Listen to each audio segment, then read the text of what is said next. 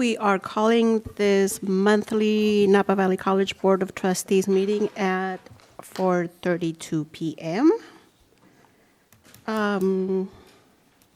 Roll call, please. Yes, ma'am. Trustee Baker? Here. Trustee Baldini? Here. Trustee Goff? Here. Trustee Iverson? Here. Trustee Rios? Here. Trustee Leon? Here. And Trustee Dodd is absent, Or on his way, on his way. Trustee Segura? here. Thank you. And now we go to Pledge of Allegiance.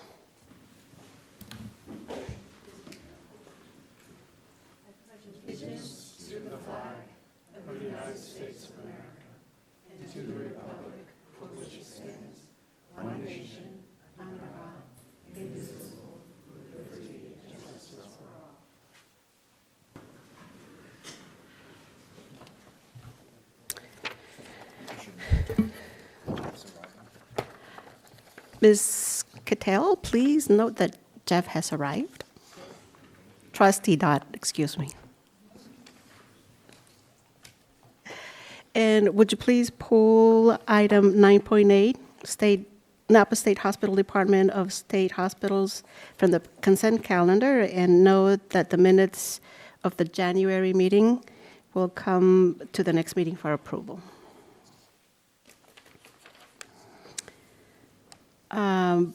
At this time, the board will devote a total of up to 15 minutes for comments to the Board of Trustees regarding... Excuse me, Yes. you do need to adopt the agenda.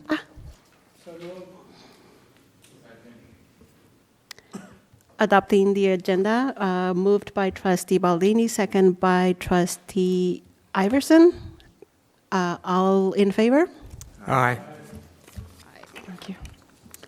So now, at this time, the board will will devote a total of 15 minutes for comments to the Board of Trustees regarding closed session agenda items. Individuals will be limited to a 5-minute presentation. Items on the closed session will be conference with labor negotiators and public employee evaluation. Seeing no comments, we are going into closed session. We shall return approximately at 5:30. We're on session. Thank you very much. So we are back in session at 5:43 in the afternoon. We did not take any action on closed session because we had nothing to actionize or decide. So here we are. And now we go to public comment. This public comment opportunity is governed by the State of California Brown Act. By definition, this is an opportunity to listen to concerns, perspectives, and offering vantage points. The board is not able under the Brown Act to engage in any level of conversation or discussion, but we look forward to this opportunity to listen to community input. At this time, the board will devote a total of up to 15 minutes for comments to the Board of Trustees regarding any subject not appearing on an agenda item for this meeting, but over which the board has jurisdiction.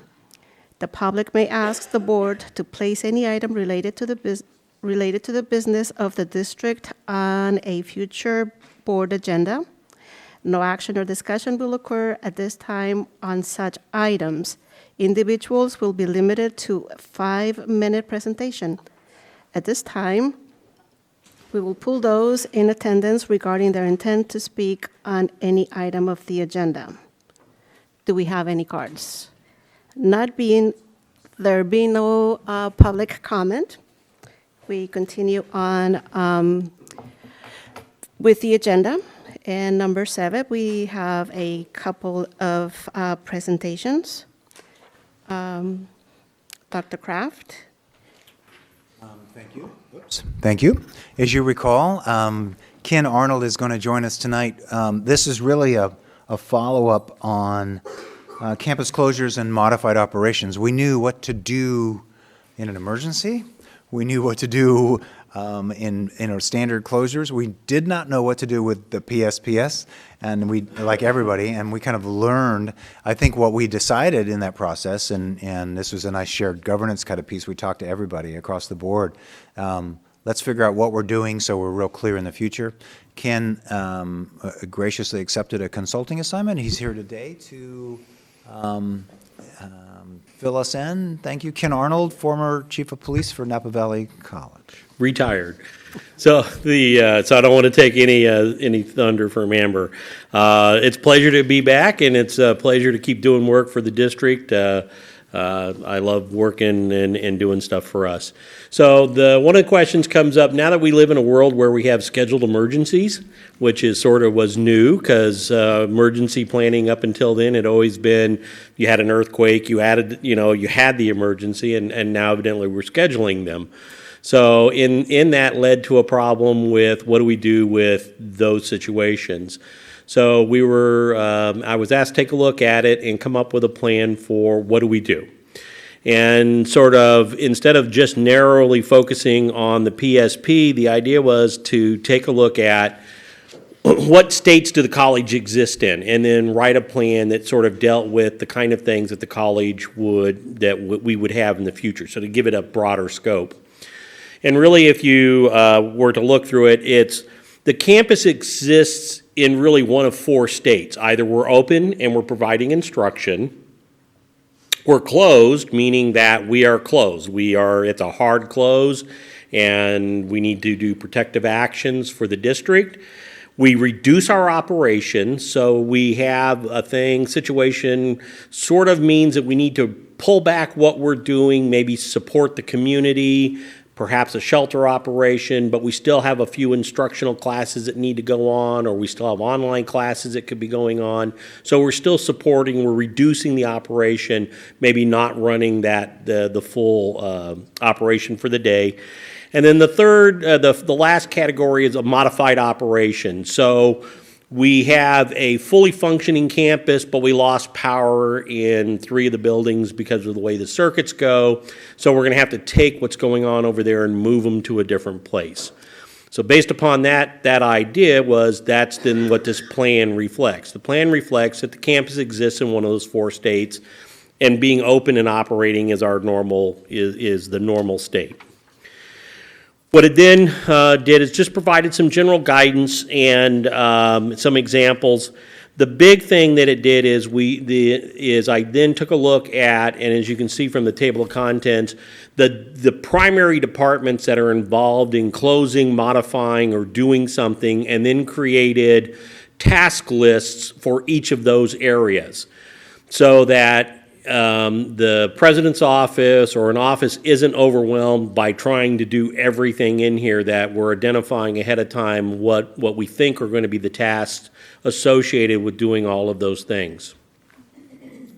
So there's, in essence, a checklist for everybody then to take a look. So you take facilities, police department information. If you go through any one of those, there's a step-by-step list of what do you do. What are the things that are necessary to do to get us to whatever state the cabinet has decided, whether that's a hard close or a reduced operations. Then I also added to that, because it was relevant, it made sense to this plan, which was the public safety power shutoff. So what we know at the time, I'm sort of monitoring what'll be the new things coming up. I still think our plan is solid. It'll work within the new confines of what I think PG&E says they're going to do. But it has warning periods. So now what it says is, if we get the warning 48 hours out, here are the steps we're going to take, and here are the people who are going to get noticed, and so people can start planning. And then at 24 hours out, if it looks like we are in fact going to still lose power or have a partial power outage, or the Upper Valley campus is going to be down, then these are the steps and these are the secondary notices. And then it is 12 hours. Now we're at 12-hour window where we're really pretty firmly that we're going to be closed at that point, or we're going to lose power at that point. And then it's literally power's off. What are we doing? And then it's reactivation. because you can't just re-energize everything, and you can't bring HVAC back immediately. So there needs to be, so if we actually are powered down, it takes a while to come power back up. So then, again, all that was coordinated with Matt and with Amber, Ron's office, instruction. So everybody has taken a look at that. The other one that I chose to tackle in this was air quality issues. What if we get into wildfire and now we're in particulate matter in the air again and smoke? And I took a look at the best data that was available out there. It was agreed upon through a lot of folks that we're going to use Air Now, which is the EPA's website for determining the weather. If you look at what's in there, it's basically it gives you certain cutoffs. So we had to make some decisions about what are the cutoffs and at what level do we start making changes. And then one of the tables in there, for instance, says that if it gets to this level of air, it will affect and it should affect classes in this way. If it gets to this level, then we're going to do these things. And so it creates a table for folks to look at and then gives them a guide on what to do. It also incorporated what was the regulations for the wildfire smoke. That it was legislation just recently passed by the state legislature. It hasn't. It's implemented. It's effective now. Really, it's designed at firefighters and people who are up on the line near smoke. So I sort of grabbed that information, and that in terms of masks and safety for our outside grounds people, the police officers working patrol, etc. And so that was included in here. Then based upon all that, this went out to the Emergency Response Committee, which is the group on campus responsible for vetting emergencies, and went to Cabinet. Everybody vetted it there. It went out to the constituent groups. People looked at it. I think it was also shared with Senate and with the Academic Senate. I'm firmly, and now it's being shared with you. Once it's shared with you, the idea is this goes live. We were going to operationalize it if we needed to use it in the meantime. This now becomes a live policy or a live plan. This plan fits within the existing part of the emergency operations plan because you have the emergency operations plan, which has certain plans and procedures, and then you have subsequent supporting plans, and this is a supporting plan to that. So. Any questions? Any comments, questions for Mr. Ronald? Good to see you. Yeah. In terms of there's other sub-plans or operating plans, I noticed a few, I think IT, academic affairs, HR says activate, activate emergency plans. So do those already exist? Is that? In some cases, yes, and in some cases, no. So what I'm doing now for the district, this is sort of off this topic, but I've been retained to update and keep the plan current, write new plans.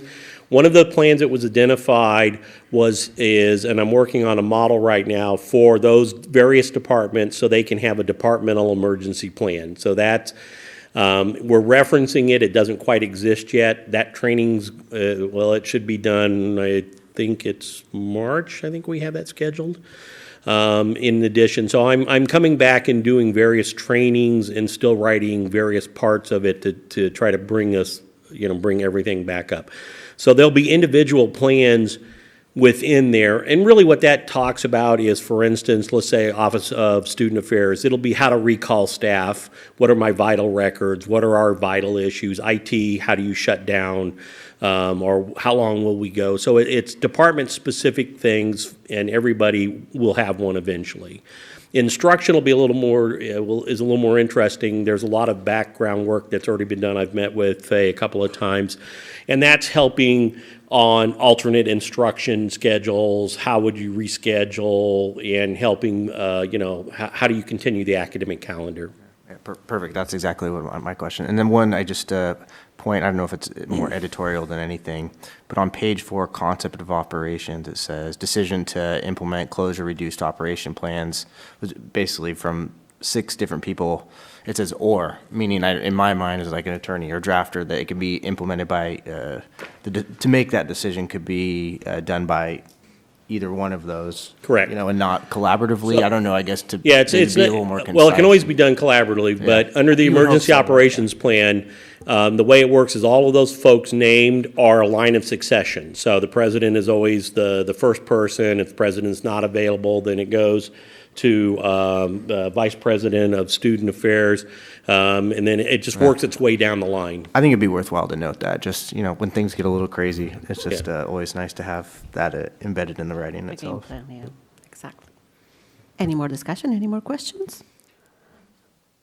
Thank you very much, that was wonderful. You're welcome. Just out of curiosity, do you consult for any other district? Yeah, so I came back from Cerritos College. I was down there because they had a situation and their board is not happy with the way it went. So yes. Congratulations, So I'm, this is great, yeah. but the nice thing is I get to travel around and look at other people's stuff. And I'm going, our stuff is good. Even though I wrote it, I know that sounds bad, but our stuff is good when you compare it to a lot of other folks. Thank you, and good to see you again. Yeah, thank you. I got nervous. The wind came up the other night, and I thought, are they going to do this? All right, they haven't told me, but thankfully, nothing happened. So, yeah. Oh. So thank you, Ken. I'm feeling really good. I think there's still a learning curve here. I would say from district side, I mean, nothing is perfect. We're still working out, telephone trees, and we're relying on faculty to talk to their colleagues sometimes, and the same thing. So we're not quite there yet, but I'm feeling that we're pretty secure about what we're going to do, and hopefully this won't happen until next October.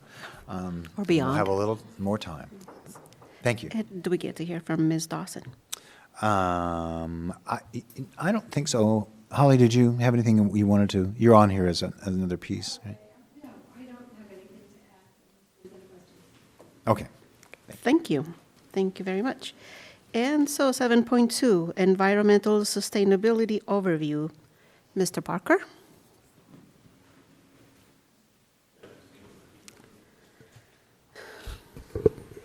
It's great, thank you. So you have adopted Board Policy 3910, Environmental Stewardship and Sustainability. And as we've discussed previously, this is a fairly high level, fairly broad. It's concepts, but really doesn't talk about what we actually do to fulfill our commitment to environmental stewardship and sustainability. And those particulars will be included in the AP, or administrative procedure, that goes along with this board policy. But as that AP is being developed, we wanted to share with you things that are currently in place and things that will become part of the basis for that AP, or administrative procedure. And the first thing we wanted to call your attention to is something in the Business and Finance Office. This was actually presented to the board back in November of 2015, so this predates me being at the district. But there's a document called How to Do Business with Napa Valley Community College District. So it's a vendor guide, and one of the statements in that vendor guide is to say that the district believes responsible environmental stewardship is an integral component of doing business, and saying that we will support environmentally preferred products and services which have a lesser or reduced effect on human health and the environment when compared to other products. And so this is something, even though we don't currently have an individual who's responsible for monitoring or overseeing purchasing or procurement operations in general, we do have specific areas of the college that do significant purchasing, in particular the facilities department.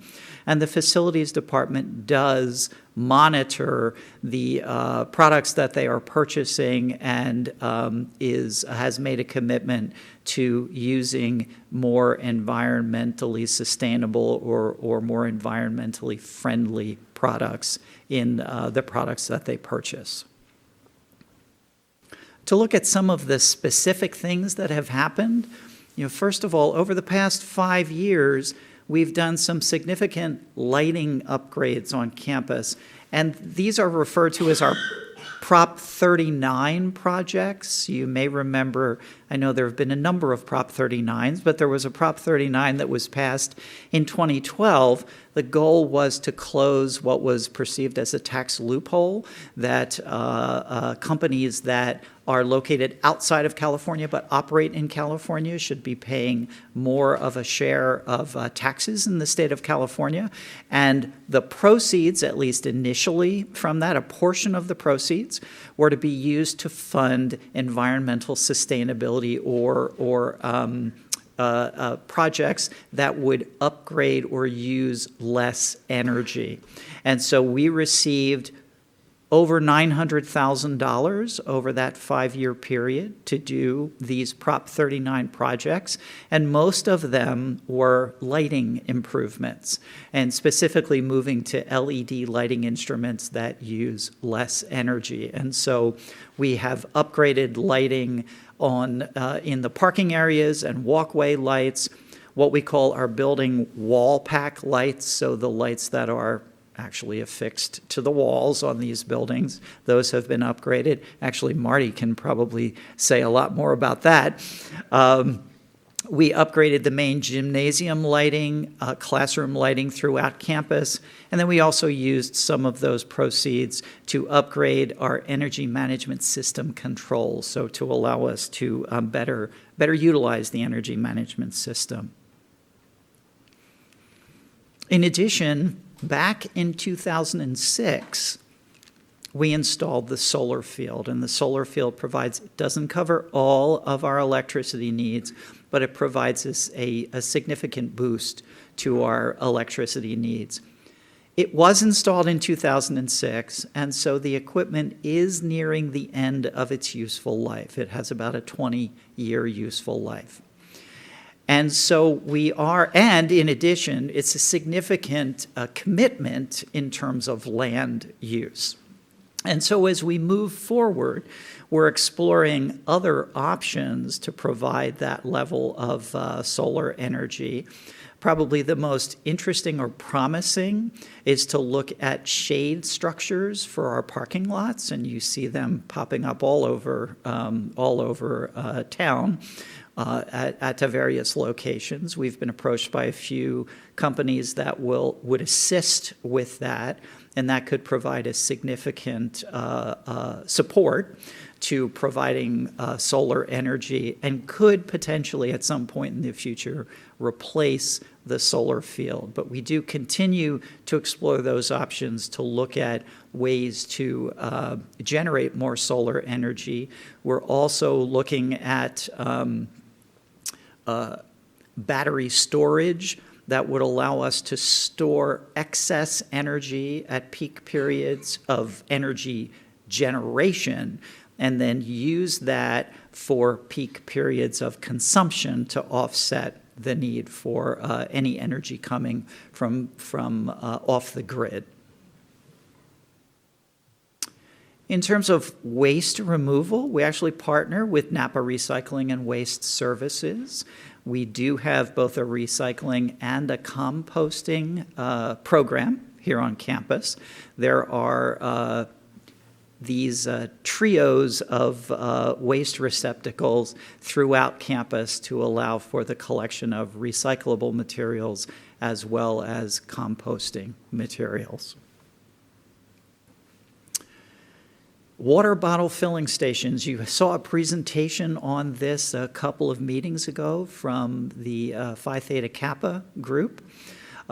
We currently have 2 water bottle filling stations installed, one in the 600 building or the main gymnasium building on the ground floor by the dance studio, and then one in the 1300 building, actually right outside of Oscar's office.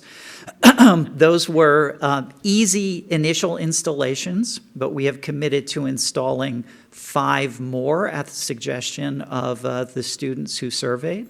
So those 5 additional locations, which will come up this semester in the spring, are the Performing Arts Center, the North Hall, so not in the lobby of the Performing Arts Center, but in the area where students, faculty, and staff would be able to access it. One in the Student Activities Center, one in this building, in the main lobby here of the 1500 building, one in the McCarthy Library on the first floor, so the water fountains that are outside of the restrooms on the first floor, and then another in the 2000 building, or the Life Sciences building. So those would be, we've ordered the materials, those would be installed by our plumber here on staff, and so are moving forward with those additional water bottle filling stations. Electric vehicle charging stations. We currently have 3 here at the main campus. There's 1 at the Upper Valley campus. As we proceed with pursuing potential solar structures, shade structures, those also give us the opportunity to add some more electric vehicle charging stations on campus as well.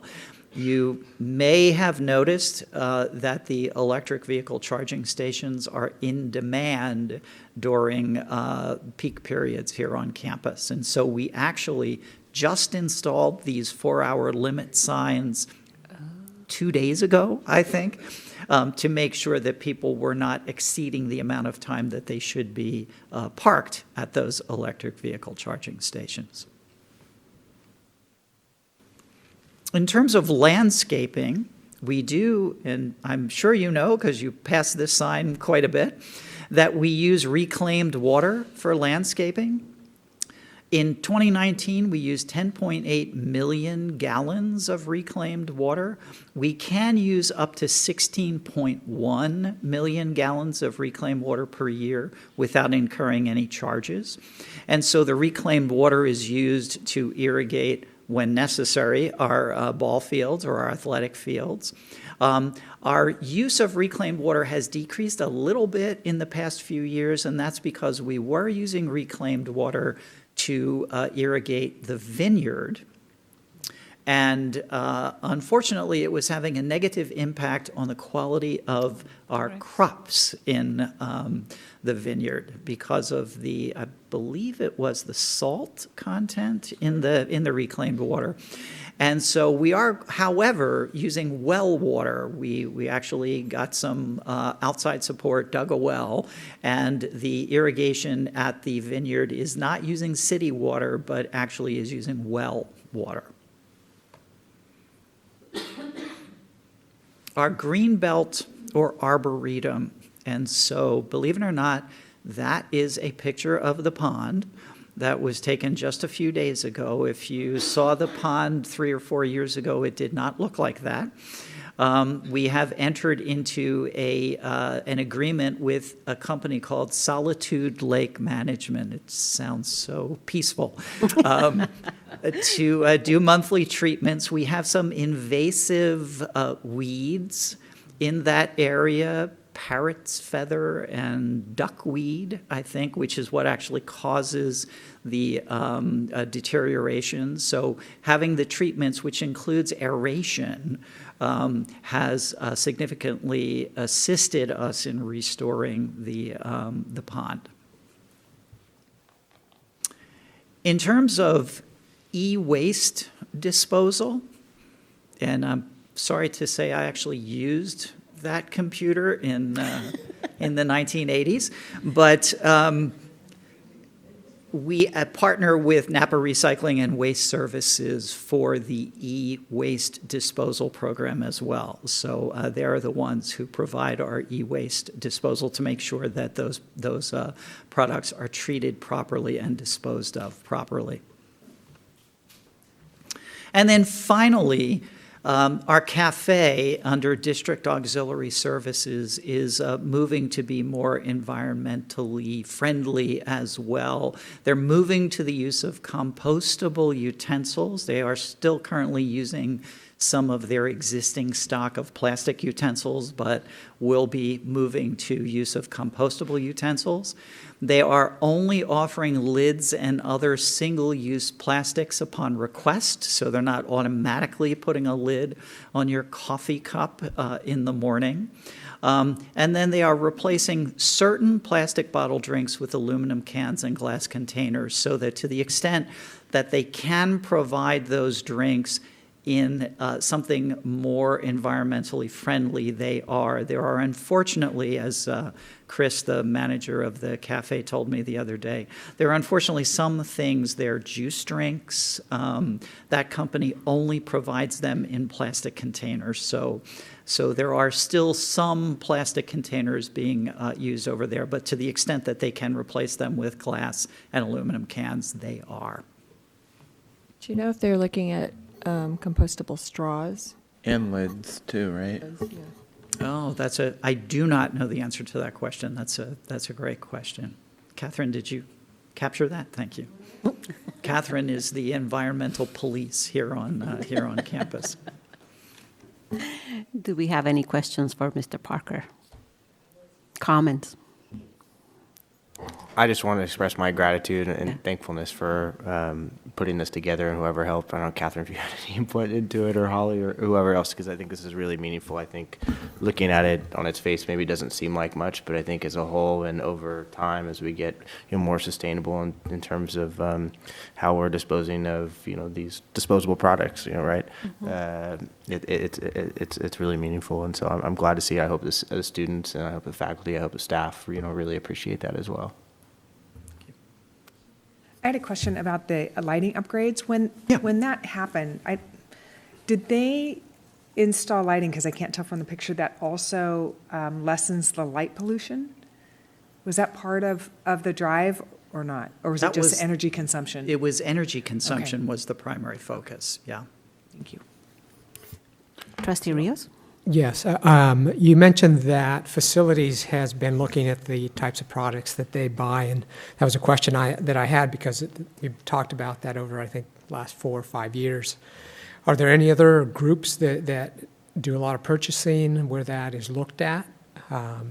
So to the extent that all purchases go through a requisitioning process, and so as part of the requisition approval process, we would look at that.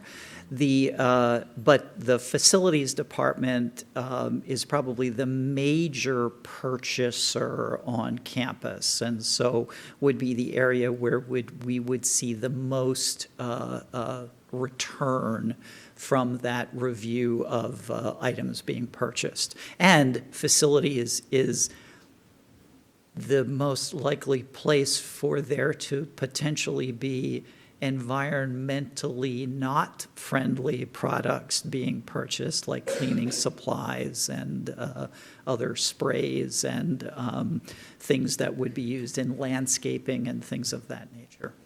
Great, thank you. What happens with the dyeing panels? Did some big company picks them up, the people who sold them to us? Right, so to the extent that the company can, those particular panels are no longer being manufactured. Mm-hmm. So you can, and the company that we work with has been able to get, it's like a third level market. Mm-hmm. So they're not hot or anything, but they're, that's right. But they have been able to replace the panels that have, up to this point, they have been able to replace the panels. But the likelihood of them being able to continue to do that is less and less every year. Okay. So when we get our new panels, what happens to those? That's a great question. Are we stuck with them, or they would certainly be recycled through the yeah. manufacturer, yes, or through the solar company that we use to support the solar field. Thank you. But a question, and it's out there a little bit. So we're allowed 16.1 million gallons, and we have a pond restoration.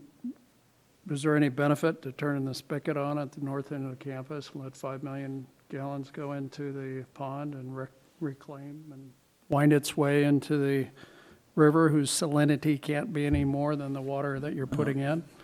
And that would flush things out, keep things moving until we get housing up in that corner and would have a need for the landscaping, and maybe put a water slide in and things like that. Well, if we could get the beavers to stop Yeah. closing up the access to the pond. But no, your point's well taken. I mean, that's something I'll check with Matt Christensen about that.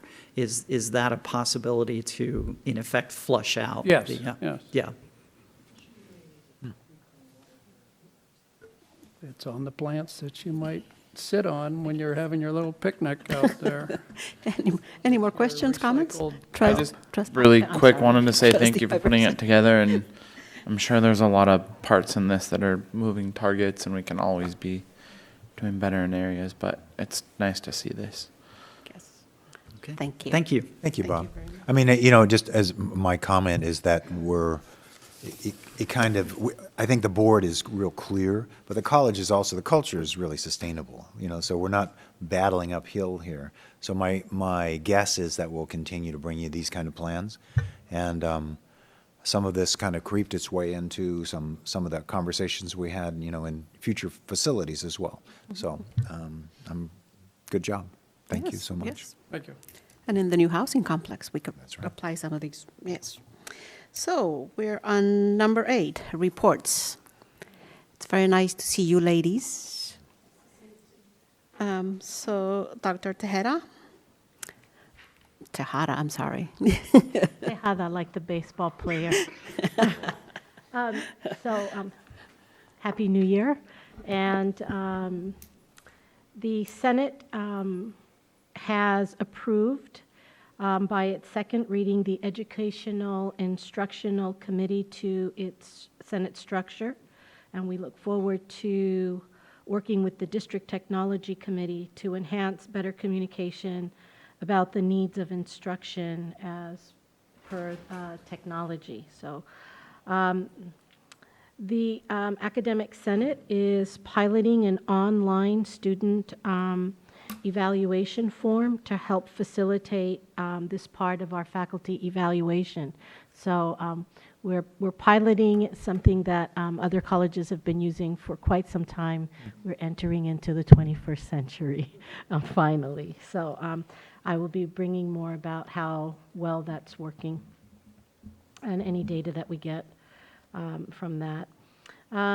Let's see, the Academic Senate has also approved the board policy revision approval process flowchart, which aligns with the current practice that we use in revising both the BPs and APs as they come to us.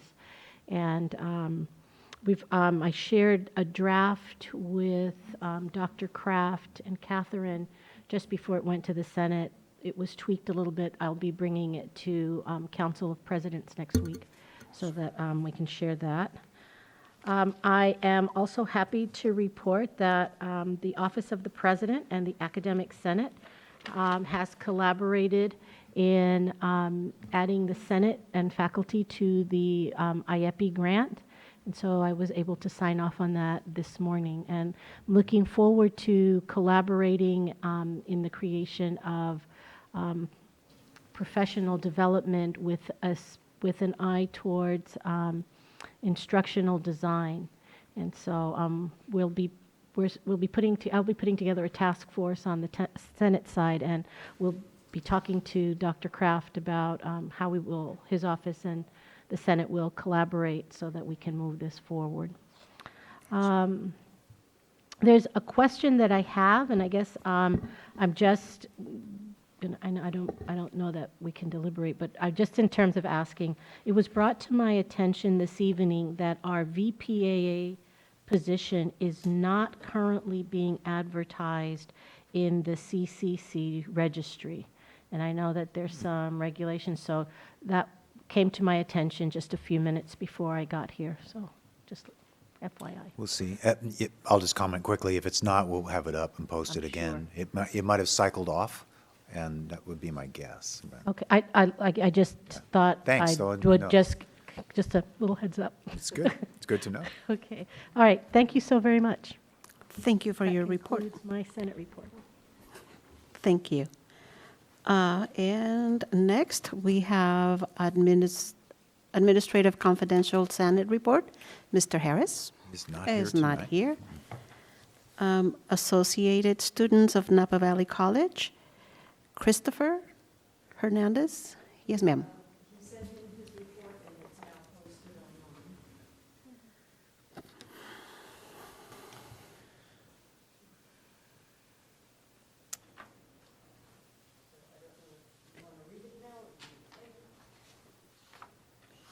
Would you do the honors, Pablo? Only because you're really good at being Christopher's vice, so Yeah, I can speak on his behalf. thank Yeah. you. All right. Hello, everyone. ASMVC kicked off the start of the new semester with 2 events, the Welcome Back Tables and Club Rush. We are currently planning our ASAC conference in March and have submitted several proposals to different departments on campus. Approved forums that will be held on campus very soon. The bylaws are in the second stage of being adopted. 2 more business meetings and they will be approved and uploaded on the NVC website. Some ongoing projects and events. 1, the endorsement of the ASNVC philosophy. 2, we now have a document that we use to promote and market all events and projects from ASNVC with the ASNVC marketing plan. 3, the ASNVC Student ID Card Initiative is currently being planned and organized.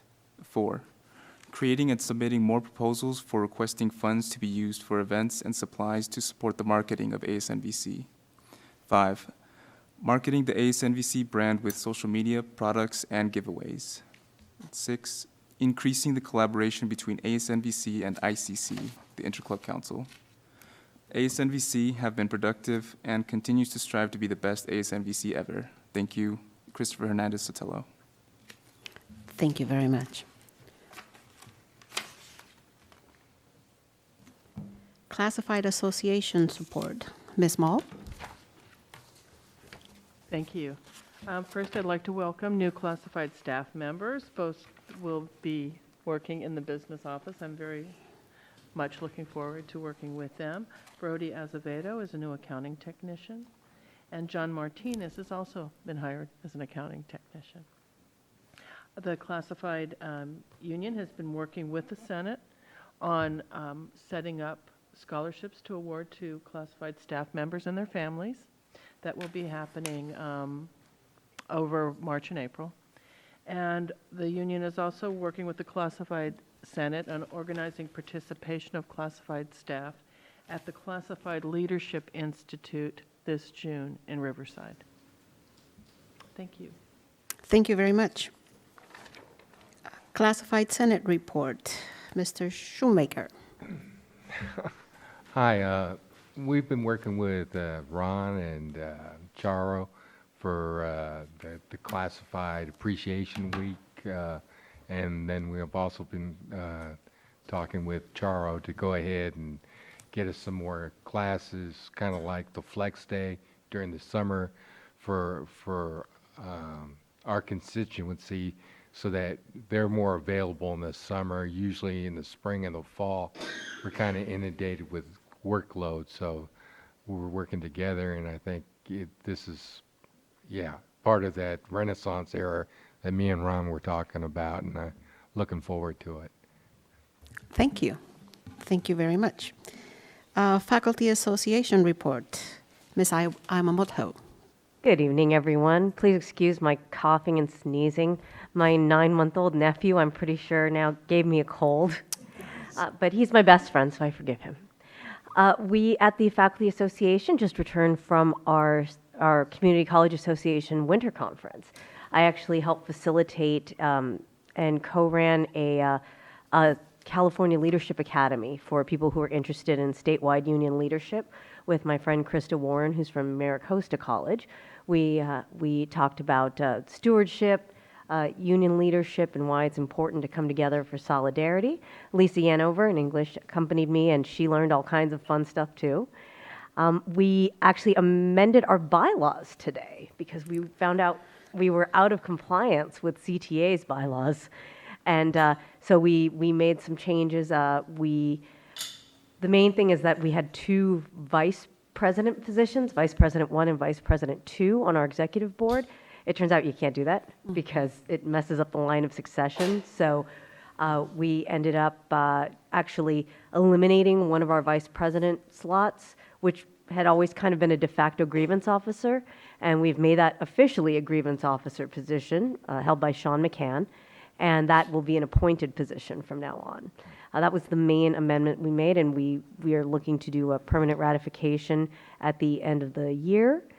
And we opened our elections today. So we are currently taking nominations from our faculty for our union executive board.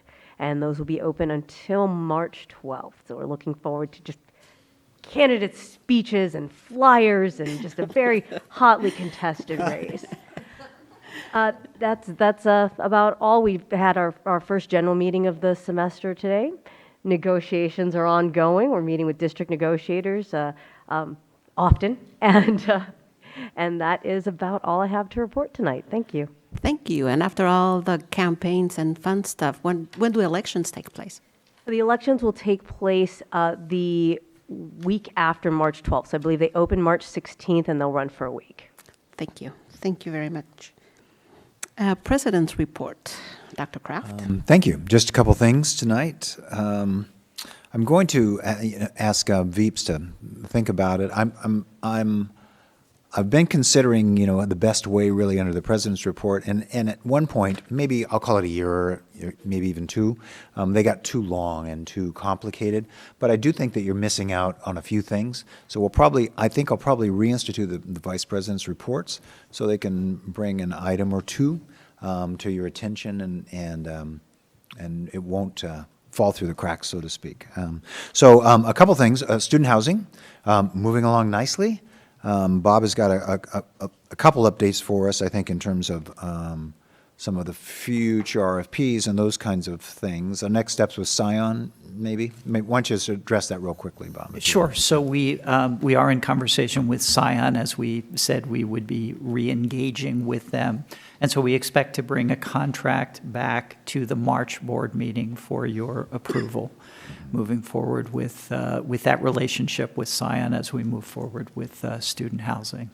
And then we are planning to issue next week the RFP for bond underwriters as we move forward with campus housing.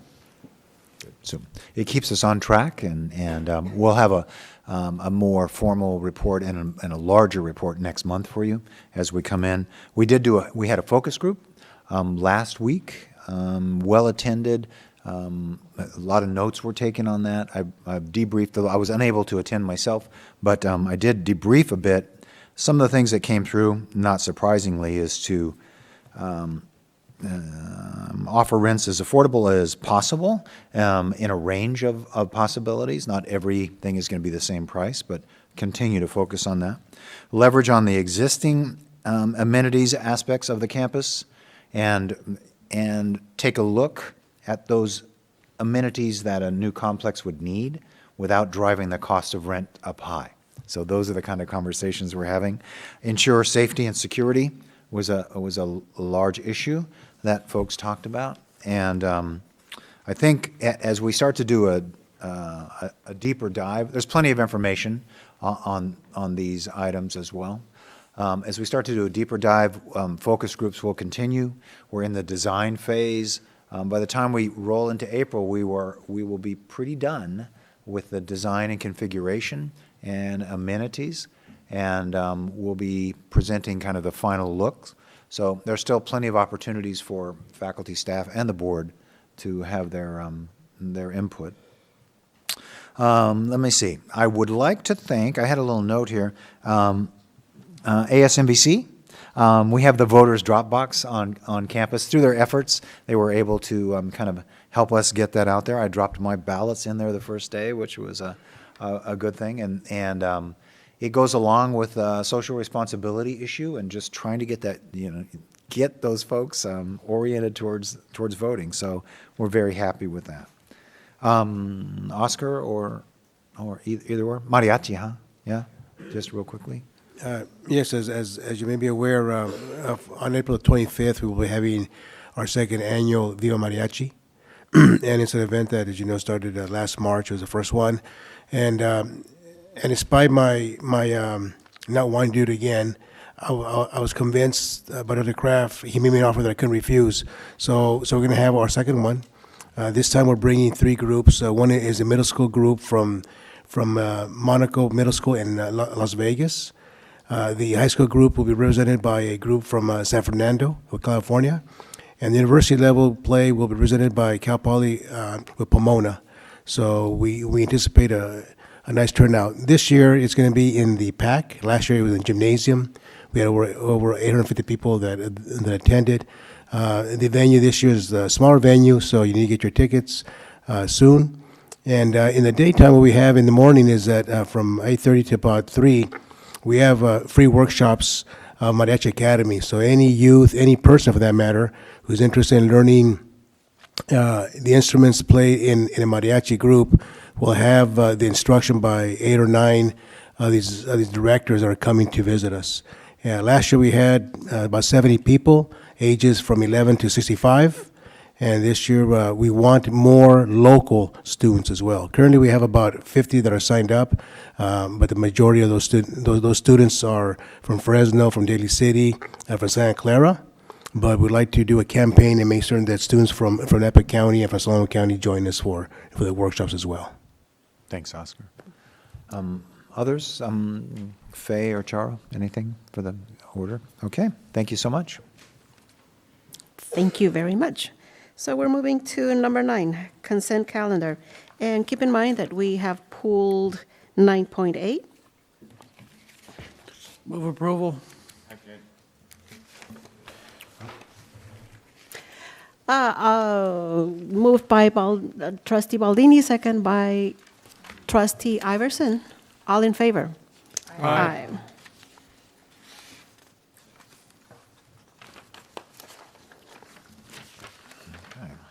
We are 10.1. 10.1. Are we? We went all the way through. So you're on academic affairs now. 10.1, academic affairs information discussion item. Do I have a motion to approve? Move for approval. Second. Second. Moved by Trustee Iverson, second by Trustee Baldini. All in favor? Aye. I do have a quick question. Just what is the timeline for implementation? Is this fall semester or is this summer for luxury service standards as an example? We are going to implement that in the fall, in the summer. Summer, okay. Thank you. Thank you. Motion carries unanimously. Faculty sabbatical requests. Do I have a motion? Move for approval. Second. Moved by Trustee Iverson, second by Trustee Baldini. All in favor? Aye. Thank you. That passes unanimously. Oh, there you go. 10.3, agreement with La Luz Center. Motion. Move approval. Second. Moved by Trustee Rio, second by Trustee Baker. Is there any discussion, questions? There being none, all in favor? Aye. 10.4, BACC, Strong Workforce Program Regional Fund Agreement between Cabrillo Community College District and Napa Valley CCD. Can I entertain a motion, please? Move approval. Second. Moved by Trustee Rios, second by Trustee Baldini. Any discussion, questions? All in favor? Aye. Aye. Passes unanimously. Number 11, There are none in that, in 11. public hearing, what, number, So now roll 1. There's just nothing in 11. okay. Ah. Public hearing. Public hearing is now open. Is there any comments, discussion on Napa Valley College Union or Classified Professionals initial proposal for reopener? There being none, that hearing is now closed. 12.2, Napa Valley Community College District initial proposal for negotiations with Napa Valley College Union of Classified Professionals for the contract period beginning July 1st, 2020. Are there any comments from the public? It is now closed. So now we are number 13, Human Resources Information Discussion Action Items.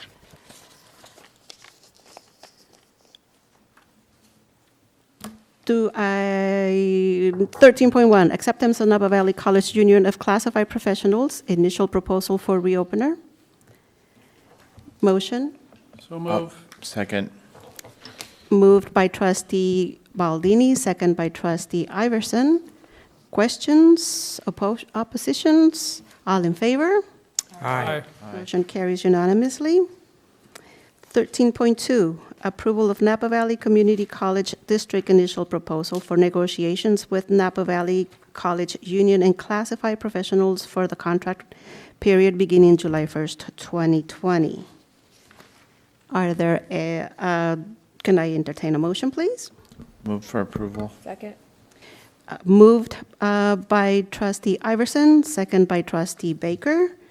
Discussion, questions? All in favor? Aye. Motion carries unanimously. 13.3, 2020 to 2021 academic personnel status document. May I entertain a Move motion? approval. Second. Moved by trustee Baldini, second by trustee Goff. Is there any discussion, questions?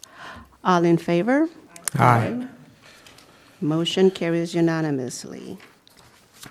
14, student affairs information discussion action items. Nothing in. There be none. Number 15, general information discussion action items. Move 15.1, appointment of Napa Valley College Foundation Board. Move approval. Second. I'll second. Are we going to have a speech or anything? Acceptance? An acceptance speech? I thought they were looking for people with wealth. Well, that comes into discussion, yes. You say you would accept it if the action is, I do accept the nomination. I'm looking forward to working on the foundation board. I think there's a lot of potential here, and I look forward to working hard and bringing back some good reports to the board. Thank you Great. for your service, trustee Iverson. Thank you. I think it's a very important position. And so I'm glad that you're willing to take that up and work for the district in that way. Thank you. This is a first, as far as I know. It was always an advisory, if at all, Right. that we were invited to the table. So you are setting This is a precedents. new, a rewrite of their bylaws, and this is the first time that this has happened, so you hold the position of inaugural. Yes. Yes. I did meet this morning with Ann Branch and Malcolm, and I think there's some really good discussion going on with the Wine Education Center, and I look forward to, there's a lot of work to be done, but I look forward to representing the board. Thank you very much. Thanks again. Thank you. So I'm sorry, I did have a motion, right? That is correct. By, Baldini. motion by Baldini, second by Goff. Thank you for the discussion. All in favor? Aye. Pass, you're it. You can't go back. Passes unanimously. 15.2, legislative priorities. Yes. I just wanted to say that Beth was assigned as president of that committee.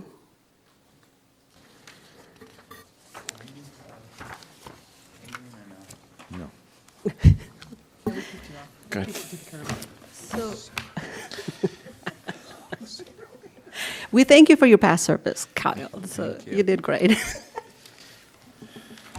So anyway, some items that we just, well, actually, do you want me to go through that, or? I want you to go for it, yeah, I'm gonna make Thank you, work. Ms. President. I will do that for you. You got the gavel, girl. Got it. Approved legislative priorities as outlined. One was budget advocacy. 2, equity and affordability financial aid. 3, infrastructure and learning resources, deferred maintenance. 4, Cal STRS and Cal Peers fund pension liabilities. 5, student needs and mental health services funding. 6, continuation and expansion of baccalaureate degrees at California community colleges. 7, statewide collaboration with efficiency integrated library systems. Support community college federal legislative priorities for the 116th Congress as determined by the American Association of Community Colleges and the American Association of Community College Trustees. 1, Pell Grants. 2, financial aid. 3, Higher Education Act reauthorization. 4, benefits for low-income students. 5, workforce development and career and technical education. 6, tax benefits for low-income students. 7, programs for veterans. 8, DREAM Act and immigration policy. And 8, international education programs. And item 15.3, support Proposition 13, California for Safe Schools and Healthy Learning. Excuse me, do you have an action item for the priorities first? Sorry. So, action item. Do I have a motion to approve those? So move. Second. Move approval by trustee Baldini, second by trustee Rios. Are there any questions or discussion from anybody? All in favor? Aye. So we unanimously approved that. So item 15.3, support Proposition 13, Californians for Safe Schools and Healthy Learning. 15 billion state school facilities bond, $2 billion allocated for California community colleges. Pass resolution in support of Proposition 13, public school K through 12, and College Health and Safety Bond Act of 2020. Do I hear a motion to approve such? So moved. Second. Moved approval by trustee Baker, second by trustee Baldini. Are there any questions or discussion on the issue? I have questions. Are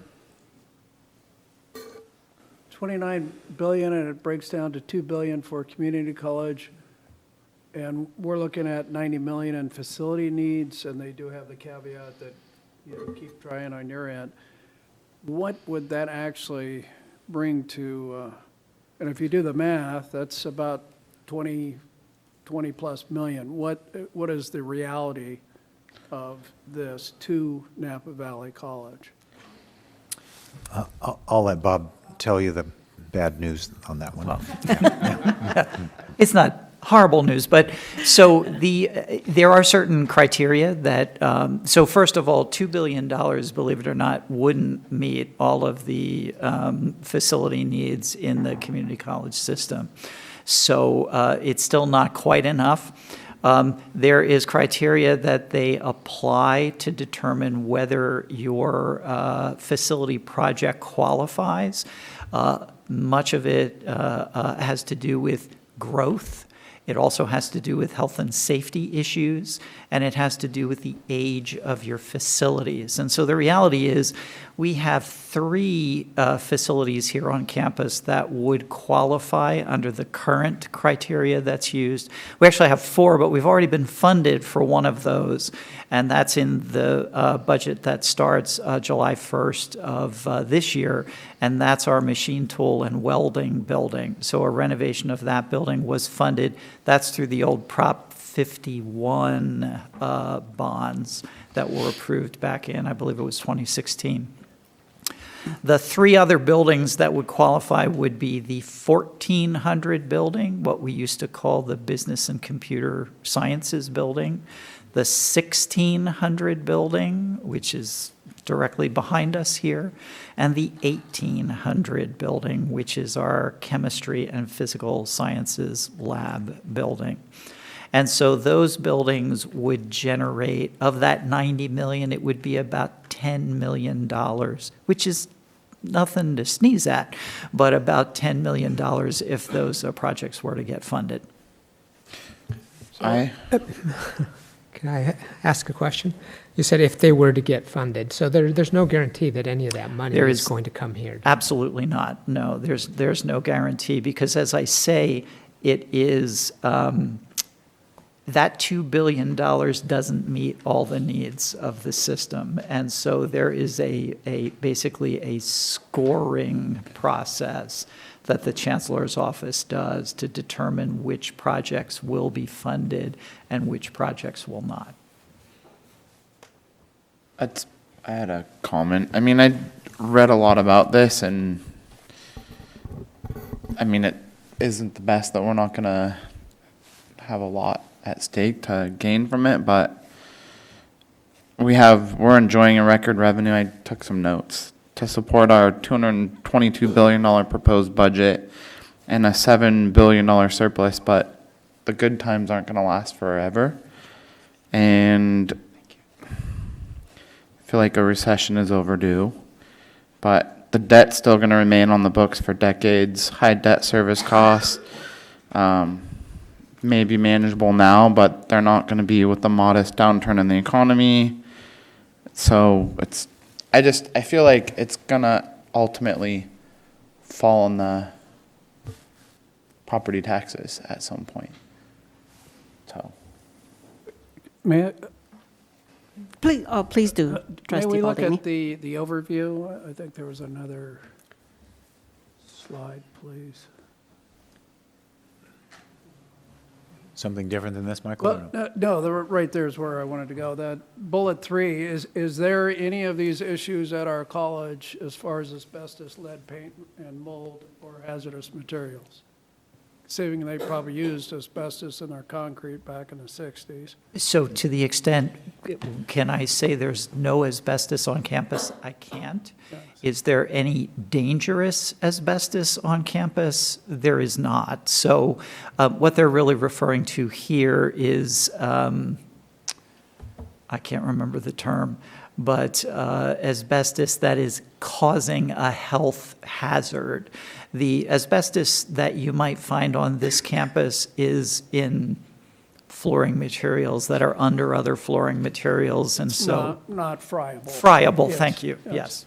Okay, so as far as bullet point 3 or bullet point 2, are we covered on an earthquake? Are we at that level of upgrade as far as what their minimum standards are, or their standard is? There have been a couple things that have been identified, right? Well, and so certainly those 3 buildings have been identified. Interestingly enough, we have a visit which happens every 3 to 4 years from the facilities folks at the State Chancellor's Office. They're coming in to inspect our facilities and to develop our facilities, what they call the facilities index, which indicates the quality of the facilities on campus. That inspection is happening in March. And so as a result of that inspection, there could be some adjustments to this. But under the current standards, we only have those 3 facilities that the state, based on their current assessment, that the state identifies, as the state chancellor's office identifies as being qualifying for bond money. Additional. Thank you. Is this something we want to postpone until we hear? No? Well, we can't postpone because we But won't meet support. again until after the election. So tonight, we either do this or we don't, or it'll be a moot point because the election will be over. What I do want to point out when I saw this, and I've heard a lot about this on a lot of different levels, is I think this college has always been one to be very supportive and be one of many in the state of California. And facilities in California, there's a great need throughout California to maintain and repair educational facilities throughout our state. So even though we potentially only have a small, and I hate to say $10 million is small, but a small stake in this, I think it's really important that we count our blessings and say, wow, we have pretty nice facilities compared to some, and support this for the other institutions that are really hard up, that really need facilities money, and it's just not there.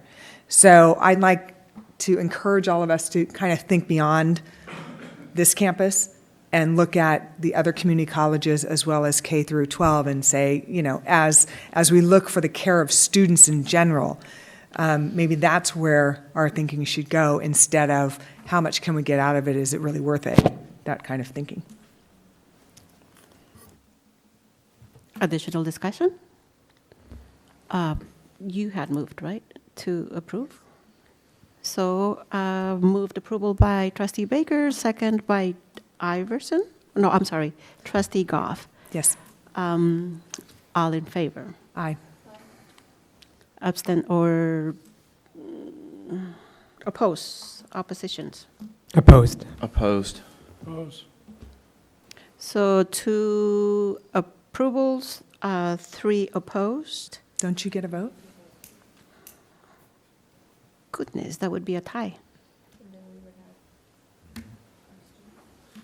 No, it's going to, depending on how you vote. I it will make that- approve. Mhm. You approve? Yeah. So we're at a tie on 3 and this. 3. I would note at this time that trustee Dodd had to step away. And so, and I'll make two comments here. He stepped away prior to 10.3. So every vote after 10.3 will be a 6-0 when you said unanimous. So it does affect us here, so you find yourselves without the, without this, the odd votes tonight. So, it will, you could table this, or it just doesn't pass. You didn't reject it or anything else, it just did not pass at this stage. So do we? Well, there's do we no wanna point in table? We just tabling move it. to your next item, right? Yes. The effect Okay. would be the same, since the election would be over. Thank you very much. 15.3, ballot measure Proposition 13. That was No, it. well, that was it? Yeah, Was it that's it, sorry. Yeah. That was the problem, Okay. the resolution. Board 16, board policy review and adoption. There's none. 17, board reports. Standing committee and other appointment reports. I would like to announce changes on a couple of the reports. As we heard earlier today, Trustee Iverson is on the foundation. I am now a member of the legislative committee, and Trustee Baldini goes to VWT committee. So, DAS, do we have a report for DAS? No, we're meeting next month. And VWT? I can report, since Michael will be at the next meeting. That's correct. Correct. The the Viticulture Winery Technology Foundation met. We did a couple things. We approved the minutes before from the 12/3. Carolee Catalica updated the board on current activities, which is, again, these are all online, these materials. Treasurer's report was reviewed in the quarterlies. Bob is the treasurer for that. We approved the board of directors' terms of office with no changes, conferring Molly Hodgkins, Pat Burke, Paul Gospodarczyk, and the rest of the board are by title, so that would be me and Bob. Am I missing someone, Bob? I'm thinking. I think that's it, right? We had a couple reports of vineyard management. They're under, Molly's pulling out some of those and replanting some of the rows to accommodate it. I'm grabbing this from memory too, so I'm sorry it's not as cogent as it should be. We had a slight update on the Wine Education Center. You'll hear more through your trustee, who is now on the board, at our next piece. And the wine production, kind of rearranging the barrel room.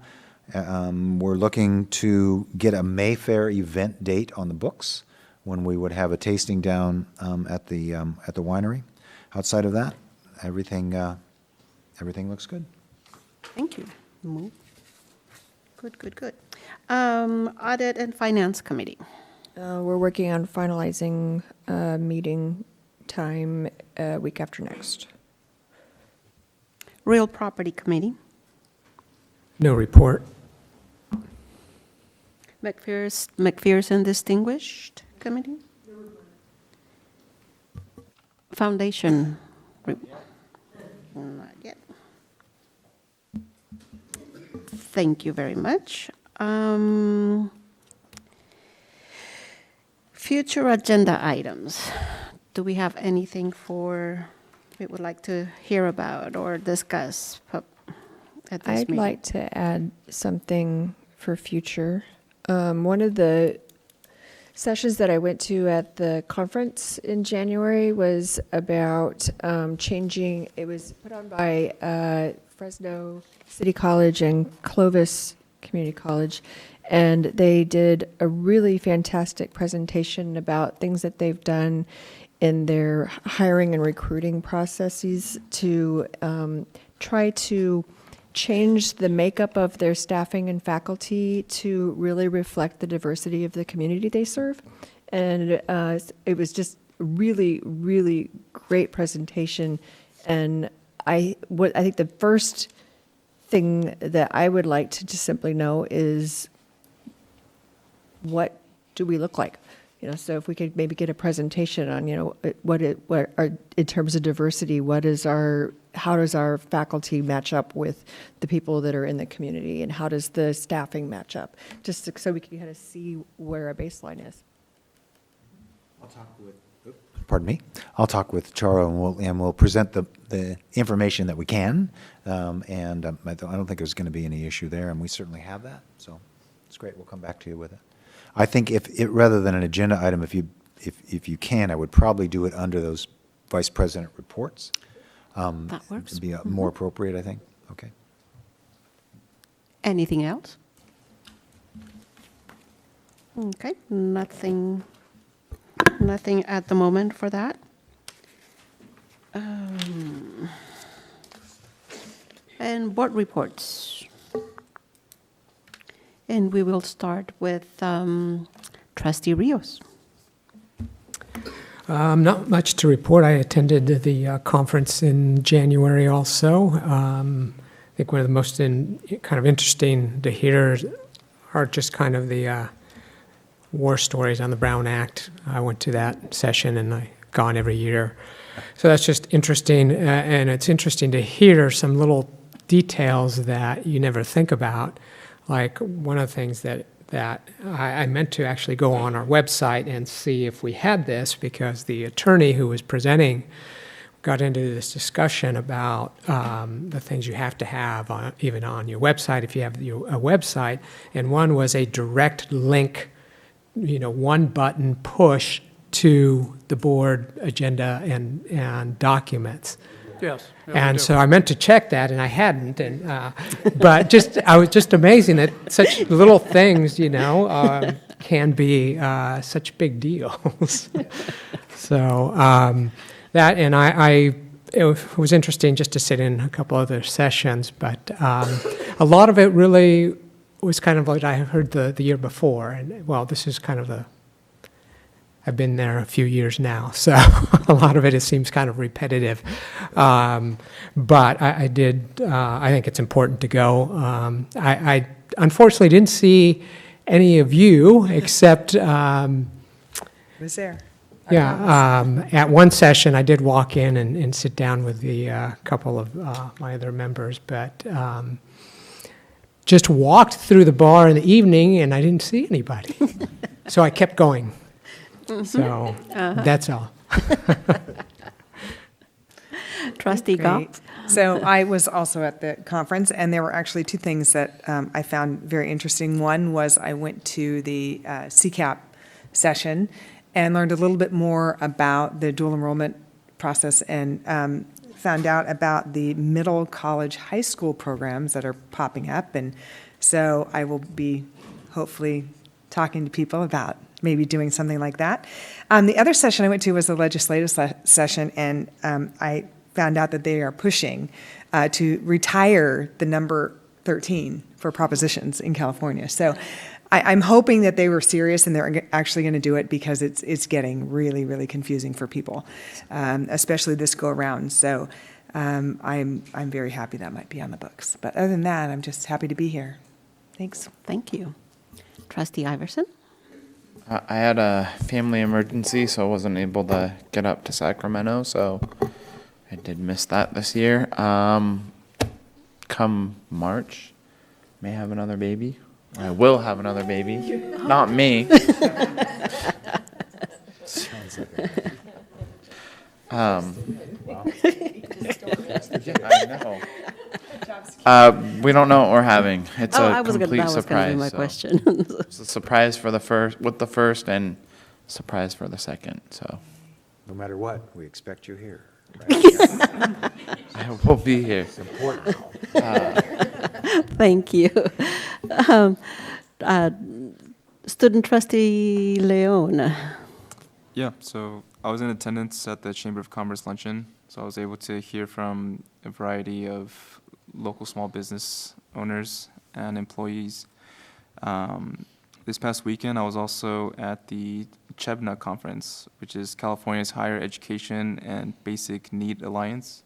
And there, it was pretty much a gathering of representatives from the different higher education systems, so UC, CSU, and then myself from the community colleges. I was there as a student delegate, and I was sharing some of the successes and challenges that we've seen addressing basic needs, such as food insecurity, housing insecurities. And it was really good. It was really insightful. I enjoyed being there, collaborating with other students, other staff members from across the state, and I hope to bring some of that information here and really boost what we're doing within our food pantry. The last thing I wanted to mention was a fellow member of our ASNVC, the Associated Students London Legree, in conjunction with Umoja, is going to have a Black History event that is going to be on February 27th. It's from 12:30 to 2:30 in the bookstore Quad. And so I will extend an invitation to you all. This is 12:30 to 2:30, February 27th. That'll be it. Thank you. Trustee Baldini? I enjoyed the time spent with my fellow trustees in a less formal setting, though I do enjoy these meetings and get-togethers. And you were missed, Raphael. Thank you. Thank you. Trustee Baker? Also was able to go to the chamber lunch, which was a lovely event. And then at the only other thing I can share from the conference, I did go to a couple of really good sessions. That one was just really, I was really excited about that one. But I just wanted to share a little tidbit. When I was sitting around one of the tables with some of the other people from other colleges, and I want to say that this was a gentleman from Tahoe, but I'm not sure. But anyway, he was saying his daughter went through our wine program, and she is now working on her bachelor's in Bordeaux. And she said that our program was more rigorous and really prepared her to succeed there, and that it was just really raving about how great our program was and that it was better than Bordeaux. Ah, well, there you go. That's very nice, yes. I also attended the conference and attended the how to be an effective board chair. So I'm ready to be the toughest one ever. No, I'm kidding. No, but it was nice to also hear experiences from other board chairs and you know, some who are dealing with decisions that their board members had made prior to whatever, and now they're in a conundrum. So, but I'm glad that we all work and yes, yes, and that we arrived to consensus. And so it was, and yes, dinner was very enjoyable, and you know, after all that, and so it was nice to spend time. No, we didn't see mermaids. Merman. We did, yeah, we wanted to see what that was all about, and so it was an in and out thing. I also attended the Chamber of Commerce luncheon. It was nice. It was an experience, and so I'm looking forward to the February 27th celebration, and that is it. So, anybody has anything else?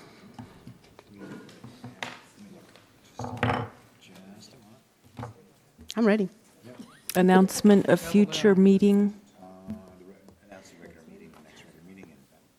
Yes, our next regular meeting is set for March 12th.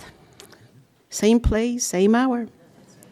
And we will see you on the 12th. We are adjourned. Oh, yes. Happy Valentine's Day, everybody. Enjoy your day.